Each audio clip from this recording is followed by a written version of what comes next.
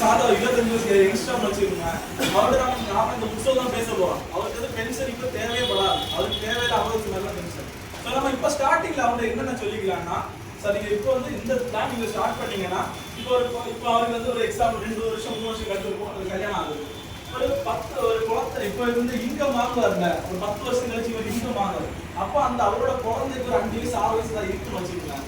So அதுக்கப்புறம் உள்ள ஒவ்வொரு வருஷம் படிப்பு செலவுக்கு இந்த குழந்தையோட ஒவ்வொரு வருஷம் படிப்பு செலவுக்கு இந்த அமௌண்ட்டை எடுத்துக்கலாம் அப்படின்னு. ஏன்னா நம்ம வந்து ஒவ்வொரு வருஷமும் 1 லட்ச ரூபாய் வந்துகிட்டே தான் இருக்கும். ஸோ எப்படியும் 1 லட்ச ரூபாய் கேஷா வரும். அந்த 1 லட்ச ரூபாய் கேஷை நம்ம அந்த கஸ்டமருக்கு எப்படி தேவைப்படுகிற விஷயத்த நம்ம சொல்லுவோம்.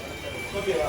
இப்போ என்னன்னா இப்போ அவங்களுக்கு படிப்பு செலவுக்காக எடுக்க ஒரு குழந்தையோட படிப்பு செலவு வருதுன்னு வச்சுக்கலாம். ஒவ்வொரு வருஷமும் 1 லட்ச ரூபாய் நாங்கள் தந்துட்டு இருக்கோம். அதை வச்சு நீங்க குழந்தைக்கு ஒவ்வொரு வருஷம் ஃபீஸ் கட்டிக்கலாம் அப்படின்னு சொல்லிக்கலாம். ஸோ கொஞ்ச நாள் கூட தாண்டி போச்சுன்னா நீங்க அந்த 1 லட்ச ரூபாய் சேவிங்ஸ் பண்ணிட்டு இருந்தாங்கன்னா அதை கூட அவங்களுக்கு கல்யாண செலவு எடுக்கலாம். இதான் நம்ம வந்து ஒரு கஸ்டமர்கிட்ட வந்து எப்படி பேசலாம். இப்போ என்னன்னா சிலவங்களுக்கு பென்ஷன் தேவைப்படுற பென்ஷன் மட்டும் தான் சொல்ல முடியாது. சிலவங்களுக்கு ஒரு என்ஜாய்மெண்ட் மாதிரி தேவை. நீங்க ட்ரிப்பு போகலான்னு கூட சொல்லலாம்.